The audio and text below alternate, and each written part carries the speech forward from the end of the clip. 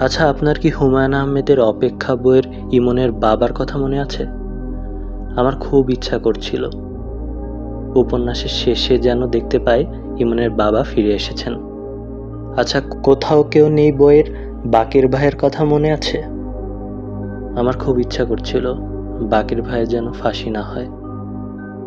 হিমুর কথা মনে আছে? রূপা যেন নীল শাড়ি পরে বারান্দায় এসে হিমুকে দেখতে পায়। আচ্ছা, করুণ রাবেয়ার কথা মনে আছে? নন্দিত নরকের খোকা যেন তার বোন রাবেয়ার করুণ পরিণতি ঠেকাতে পারে। আচ্ছা, রহস্যময় রানু মেয়েটির কথা মনে আছে? মিশির আলীর রানু যেন তার রহস্যময় অতীন্দ্রিয় জগৎ থেকে স্বাভাবিক জীবনে ফিরে আসতে পারে। শ্রাবণ মেঘের দিনে কুসুম যেন তার অব্যক্ত ভালোবাসা নিয়ে মতির অপেক্ষায় নিঃশেষ না হয়ে যায়। গৌরীপুর জংশনে সেই ছোট ছোট মানুষগুলোর জীবন যেন অভাব আর অবহেলার ঊর্ধ্বে একটু সুখের দেখা পায়।